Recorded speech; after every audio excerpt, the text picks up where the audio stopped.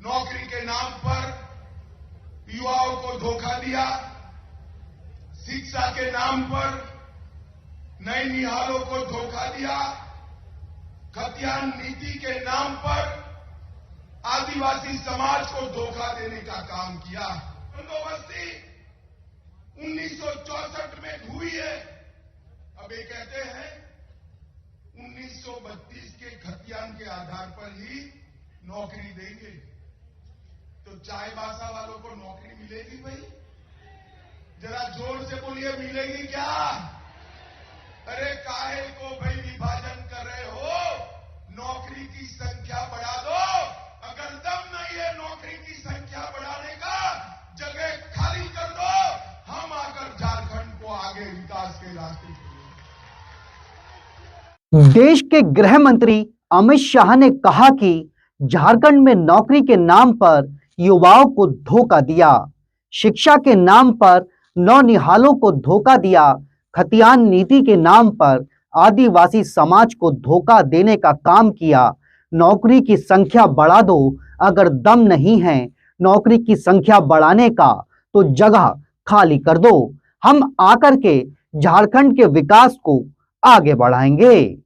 नई और पॉजिटिव उम्मीदों के साथ देश के गृह मंत्री अमित शाह 2023 में झारखंड में रोजगार देने पर भाषण दे रहे हैं, मगर जाते जाते दिसंबर 2022 के centre for monitoring Indian economy के आंकड़ों पर भी उन्हें एक नजर डालनी चाहिए, क्योंकि भारत में उन्हीं की भारतीय जनता पार्टी की सरकार है और दिसंबर महीने में भारत में बेरोजगारी दर बढ़कर 8.30% हो गई।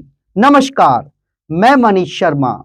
गृह मंत्री अमित शाह ने शनिवार 7 जनवरी को झारखंड के पश्चिमी सिंहभूम जिले के चाईबासा में जनसभा को संबोधित किया। गृह मंत्री अमित शाह ने कहा कि झारखंड में नौकरी के नाम पर युवाओं को धोखा दिया, शिक्षा के नाम पर नौनिहालों को धोखा दिया, खतियान नीति के नाम पर आदिवासी समाज को धोखा देने का काम किया। नौकरी की संख्या बढ़ा दो। अगर दम नहीं है नौकरी की संख्या बढ़ाने का तो जगह खाली कर दो। हम आकर के झारखंड के विकास को आगे बढ़ाएंगे।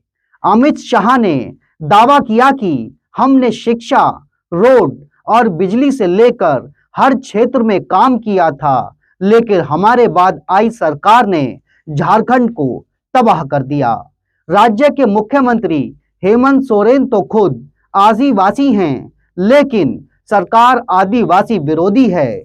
गृह मंत्री अमित शाह ने हेमंत सोरेन सरकार से सवाल पूछते हुए कहा कि मैं तो विकास कार्यों की एक लंबी सूची लाया हूं, लेकिन एक बार सीएम हेमंत सोरेन भी बता दें कि उन्होंने वोट बैंक की राजनीति और आदिवासियों के हितों की अनदेखी के अतिरिक्त क्या किया है। उन्होंने दावा किया कि इस बार झारखंड की जनता परिवर्तन करने जा रही है और यहाँ की निकम्मी और भ्रष्ट सरकार को बदलने जा रही है। गृह मंत्री का ये बयान चुनावी नजरिए से देखा जाना चाहिए, या हो सकता है कि भाजपा झारखंड में सरकार आने पर बड़े रोजगार के अवसर भी पैदा कर दे। मगर पिछले 1 दशक से भारत में उन्हीं की सरकार है और मॉनिटरिंग इंडियन इकोनॉमी द्वारा जारी किए गए आंकड़ों के अनुसार दिसंबर 2022 में भारत की बेरोजगारी दर बढ़कर 8.30% हो गई है। यह पिछले 16 महीने में सबसे ज्यादा है। नवंबर 2022 में भारत की बेरोजगारी दर 8% थी। CMIE के आंकड़ों के अनुसार दिसंबर 2022 में शहरी बेरोजगारी दर 10.9% बढ़ी। यह नवंबर 2022 में 8.96% थी, जबकि ग्रामीण बेरोजगारी दर 7.55% से गिरकर 7.44% हो गई। दिसंबर में श्रम भागीदारी दर 40.48% तक बढ़ गई थी। यह 12 महीनों में सबसे अधिक है।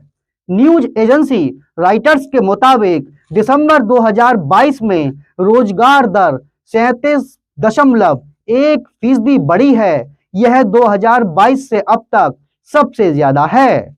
साल 2024 में लोकसभा चुनाव होने हैं। ऐसे में बढ़ती हुई बेरोजगारी दर निश्चित ही मोदी सरकार के लिए बड़ी समस्याएं खड़ी करेगी। ऐसे में नरेंद्र मोदी सरकार के सामने महंगाई पर काबू पाना और युवाओं के लिए रोजगार के अवसर पैदा करना एक बड़ा चैलेंज भी होगा। इन्हीं समस्याओं के विरोध में कांग्रेस पार्टी इन दिनों देश में भारत जोड़ो यात्रा निकाल रही है।